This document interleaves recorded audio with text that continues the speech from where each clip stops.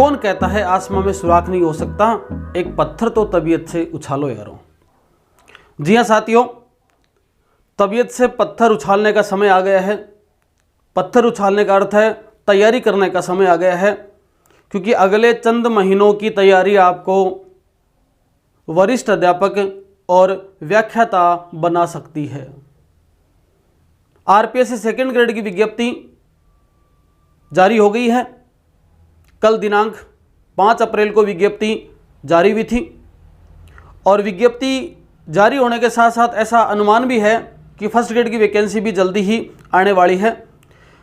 First grade के साथ तैयारी जो कर रहे हो सेकंड ग्रेड की, फर्स्ट ग्रेड की, उन दोनों में तालमेल कैसे हो इसके लिए भी अपने वीडियो बना रखे हैं, आप देख सकते हैं उनको। सेकंड ग्रेड की विज्ञप्ति से संबंधित कुछ महत्वपूर्ण चंद बातें जैसे आपको पता होंगी, फिर भी मैं एक बार आपको रिवाइज कर दूं जिससे कोई आपकी गलती नहीं हो। देखें, विज्ञापन दिनांक 5 अप्रैल को निकला है आरपीएससी सेकंड ग्रेड का। पद कुछ इस प्रकार हैं। इंग्लिश के 1668 पद हैं, सबसे ज़्यादा पद हैं संस्कृत के और सबसे कम पद हैं पंजाबी के। 1 2 3 4 5 6 7 8 विषय के अंदर ये भर्ती निकली है। कुल पद हैं 9760। आपसे संबंधित पदों की संख्या को आप देख सकते हो। अब कुल पद 9760 हैं।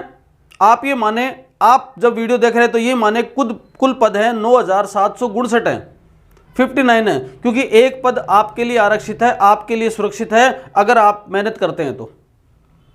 बिल्कुल आप एक पद कम ही कर दें, अपने दिमाग से ये सेट ही कर लें कि एक पद तो इनमें मेरा है। अगर आप हिंदी के विद्यार्थी हैं, अगर आप विज्ञान के विद्यार्थी हैं तो ऐसा समझो कि 1564 पदों पर निकली है भर्ती। एक पद तो मेरा फिक्स है, मैं तैयारी करूंगा ऐसी कि एक पद मेरे को मिल ही जाए। इस प्रकार से ये 9760 पदों के ऊपर विज्ञापन निकला है। इसमें देखो, ये जो पद हैं हिंदी, इंग्लिश, गणित, संस्कृत, पंजाबी, उर्दू, इन पदों की योग्यता क्या होगी?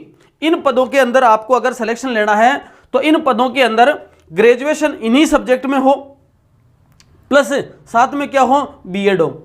इन्हीं सब्जेक्ट में आपके इंग्लिश में ग्रेजुएशन हो, मतलब ग्रेजुएशन में इंग्लिश सब्जेक्ट होना चाहिए, हिंदी होना चाहिए, गणित होना चाहिए, संस्कृत होना चाहिए, पंजाबी होना चाहिए, उर्दू होना चाहिए, यही ऑप्शनल सब्जेक्ट होना चाहिए, प्लस क्या होना चाहिए, बीएड। अगर आप ऐसा है आपके पास तो आप इनके योग्य हैं। सामाजिक विज्ञान में आप अगर फॉर्म भरना चाहते हैं तो आपके बीए के अंदर Hindi, English, geography, political, sociology, psychology, philosophy, इनमें से कम 2 सब्जेक्ट हो, तीसरा सब्जेक्ट कोई अन्य भी हो सकता है, प्लस आपके पास क्या हो, बीएड हो। इसी प्रकार से आप अगर विज्ञान में पढ़ना चाहते हैं तो physics, chemistry, botany, zoology, microbiology, biotechnology, biochemistry, इनमें से कम 2 विषय आपके पास हो, प्लस आपके पास क्या हो, बीएड हो, तो आप क्या कर सकते हैं, आवेदन कर सकते हैं। आपके पास में ऐसी योग्यता होनी चाहिए। आगे देखो, कुल पद 9760 है। अब ये जो भर्ती है ना, सारे 9760 पद हैं, वो TSP area, non TSP area, शहरिया क्षेत्र, उन सब के लिए हैं। ये विस्तृत विज्ञापन में आप देख सकते हो। जो टीएसपी क्षेत्र वाले हैं कैंडिडेट, वो नॉन टीएसपी क्षेत्र के अंदर भी फॉर्म अप्लाई कर सकते हैं।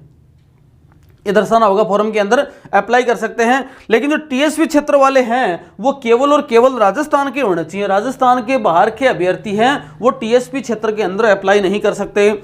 विशेष योग्य जन, निःशक्त जन और भूतपूर्व सैनिक को हॉरिजॉन्टल आरक्षण है। हॉरिजॉन्टल आरक्षण का मतलब क्या होता है कि जो इनमें से संबंधित जो कैंडिडेट है वो कैंडिडेट जिस कैटेगरी का होगा उसको उसी कैटेगरी में आरक्षण मिलेगा। जैसे मान लो कोई कैंडिडेट है और वो आपके ओबीसी कैटेगरी का है तो उसको जो आरक्षण है जनरल में से नहीं मिलेगा, ओबीसी में ही उसको क्या करेगा, हॉरिजॉन्टल आरक्षण मिल जाएगा। जितना % फिक्स है उतना।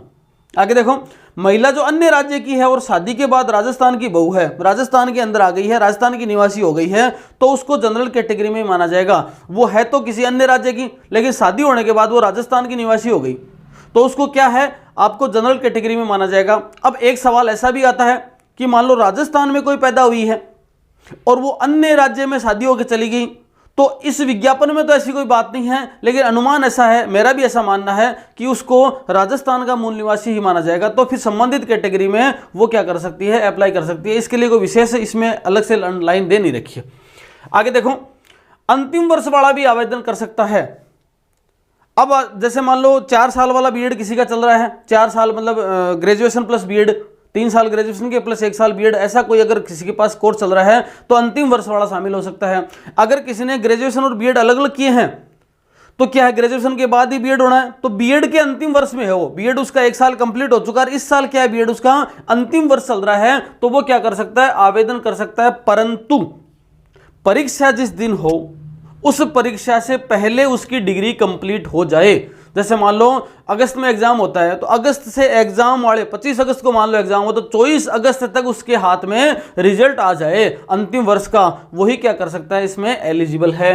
एज का जहां तक मामला है, 1/1/2023 को, अभी जो 1 जनवरी आएगी, 1 जनवरी 2023 को वो कम से कम 18 साल का हो और अधिकतम क्या है, 40 साल का हो। ये एज वाले क्या कर सकते हैं, अप्लाई कर सकते हैं। अब मान लो विज्ञापन तो आज निकला 5 अप्रैल को, अब 5 अप्रैल को कोई मान लो 40 साल का पूरा हो रहा है, तो लग रहा है कि भाई विज्ञापन आ गया, 40 साल का मैं तो हो गया। 40 साल की आपकी कब काउंटिंग होगी, वो काउंटिंग होगी भाई 1/1/2023, ठीक है, 1/2023 तो तक आप 40 साल से क्या नहीं है, बड़े नहीं होने चाहिए। आगे देखो, इनमें छूट का भी प्रावधान है। अगर आप SC हैं, ST हैं, OBC हैं, EWS हैं, पुरुष हैं, तो आप 45 साल तक आवेदन कर सकते हैं। इसी कैटेगरी में आप महिला हैं, तो क्या है, आपके पास में 50 साल तक का आवेदन करने का समय है। सामान्य महिला को कितने वर्ष की छूट है, 5 वर्ष की छूट है। विधवा, विच्छिन्न, मतलब जिसका पति खत्म हो गया, विधवा है, और जिसने डाइवोर्स ले लिया, उन दोनों के लिए अपर लिमिट नहीं है, कोई एज लिमिट नहीं है, वो किसी भी जो है साल तक है वो आवेदन कर सकती हैं। निःशक्त जन के लिए 5 साल की छूट है। छूट से संबंधित कुछ और भी हैं, वो आपसे संबंधित अगर कोई बात है तो आप कमेंट बॉक्स में पूछ लें, या फिर विस्तृत विज्ञापन है उसको एक बार ढंग से रीडिंग कर लें। आवेदन का समय है 11/4 से लेकर 10/5 तक है, 1 महीने का लगभग समय है, और आप इस 1 महीने में लास्ट तक न जाएं। कोशिश ये करें कि आप फटाफट, जैसे आवेदन खुलते हैं 11 तारीख बाद में, जैसे आपकी सुविधा रहे 1, 2, 4, 5 दिन के अंदर ही क्या कर दें, आप आवेदन कर दें। ज़्यादा अंतिम समय तक ना पहुंचे, 10 मई तक ना जाने की कोशिश करें, क्योंकि फिर कई बार आवेदन ज़्यादा आते हैं, साइट हैंग होती हैं, कई तमाम तरह की दिक्कत आती हैं, कुछ चीज़ें आप डालना चाहते हो डलती नहीं है, ऐसे कुछ दिक्कत आती हैं, तो उसको ना आए इसके लिए आप क्या कर सकते हो, पहले ही करो। एग्जाम पैटर्न बहुत इंपॉर्टेंट है। सेकेंड ग्रेड के लिए 2 पेपर होंगे, paper first, paper second. Paper first आपका इतिहास है, कल्चर है, पॉलिटिकल है, ज्योग्राफी है, ये जो चीज़ें जो हैं जो राजस्थान से संबंधित है, करंट है राजस्थान का, प्लस आपके इंडिया का है, वर्ल्ड का करंट है, प्लस एजुकेशनल साइकोलॉजी है। ये सब चीज़ें आपके पेपर फर्स्ट में मिलेंगी, आपको 100 प्रश्न मिलेंगे और 200 नंबरों के होंगे। 1 प्रश्न 2 नंबर का 200 आएंगे। 1/3, ये नहीं लिखा मैंने, 1/3 क्या है, नेगेटिव मार्किंग होगी। पेपर सेकंड है वो 300 मार्क्स का है, 150 क्वेश्चन इसके अंदर आएंगे, वही नेगेटिव मार्किंग का सीन इसमें है। इसमें 2 चीजें आएंगी, एक तो आपका पर्टिकुलर सब्जेक्ट, जिस सब्जेक्ट से आप भर रहे हैं फॉर्म, वो सब्जेक्ट आएगा, प्लस आप क्या करोगे, इसके साथ में आपको टीचिंग मेथड भी तैयार करना है। तो टीचिंग मेथड प्लस सब्जेक्ट तो आएगा पेपर सेकंड में, और बाकी साइकोलॉजी प्लस जो जनरल चीजें हैं फर्स्ट पेपर में, जीके वगैरह है, वो आएंगे आपके फर्स्ट पेपर में।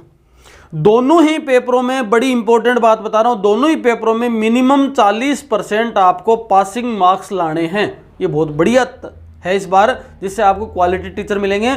40% है, 40% मिनिमम है। कहने का मतलब ये जो 200 नंबरों का है, इसका मतलब यहाँ पर 80 नंबर जो नहीं लाएगा उसको नहीं माना जाएगा योग्य। छूट है किसको, SC ST को, वो 35% मतलब 70 नंबर लाकर भी इसमें शामिल हो सकते हैं। ऐसे ही इधर देखा जाए तो 300 मार्क्स में 40 का देखा जाए तो 120 नंबर, और जो SC ST है उसको 35% कितने, 105 नंबर मिनिमम लाने हैं। मतलब आप SC ST के नहीं हैं तो इसका मतलब 120 + 80 200 नंबर तो आपको लाने ही होंगे, तब जाकर आप इसे जो रिजल्ट होगा, मेरिट होगा, उसके अंदर शामिल होंगे। होंगे कितने, 500 में से आपको 200%, जो 200 नंबर है, 300 नंबर ये हो गए और 500 नंबर ये हो गए, है ना। तो 500 के 200 नंबर आपको मिनिमम लाने हैं। और आप SC ST के हैं तो आपको 105 + 70 175 नंबर आपको लाने हैं, तब आप उसमें मेरिट के अंदर शामिल होंगे। ये कुछ महत्वपूर्ण जानकारी है। कोई आपका संबंधित सवाल है, रह गया है, कोई विशेष बात है आपके लिए, आप क्या करें, कमेंट बॉक्स में डाल दें, उसका मैं यथासंभव सही उत्तर देने का प्रयास करूंगा। आप मन से जुड़ जाएं, तैयारी के साथ लग जाएं। ये देखो समय बहुत बढ़िया है, इतनी ज़्यादा धूप है, घर से बाहर निकलना नहीं है, कमरे के अंदर कूलर है, पंखा है, चलाओ आराम से, अपने स्टडी रूम के अंदर बैठो, पूरा दिन बहुत बड़ा दिन है, आराम से आप तैयारी कर सकते हो। समय आपके पास पर्याप्त है, जो कहीं टीचिंग करवाते हैं प्राइवेट के अंदर या गवर्नमेंट के अंदर कहीं भी हैं, तो अब कुछ समय बाद में 1-1.5 महीने की तो आपको छुट्टियां मिल जाएंगी आराम से। इस समय स्कूलों में ज़्यादा बर्डन नहीं होता। तो आप देखा जाए तो आपका अप्रैल पूरा महीना पड़ा, मई पड़ा, जून पड़ा, अप्रैल मई जून 3 महीने आप बहुत बढ़िया तैयारी कर सकते हो। अगले सेशन के लिए जुलाई से स्कूलें खुलने वाली हैं। तब तक आप प्राइवेट वाले भी हैं और किसी प्राइवेट स्कूल में पढ़ाते हैं, गवर्नमेंट वाले कहीं पढ़ा रहे हैं 3rd ग्रेड वगैरह में हैं, तो वो सब बढ़िया तैयारी कर सकते हैं। आपको अभी से अग्रिम शुभकामनाएं। आप मेहनत लगाकर प्रयास करें और आप इस उम्मीद के साथ कि आप मेरे को ये बता सकते हैं कि चैनल से आप 2nd ग्रेड के विद्यार्थी हैं, 2nd ग्रेड की तैयारी कर रहे हैं, तो ये चैनल आपकी किस प्रकार से मदद करे, कैसे आपको थोड़ी सहायता पहुंचाए, ये आप मेरे को थोड़ा सा बताएं, जिससे उससे संबंधित आपके लिए कुछ अच्छे वीडियो यहाँ पर लाए जा सकें। इतना ही, धन्यवाद, नमस्कार।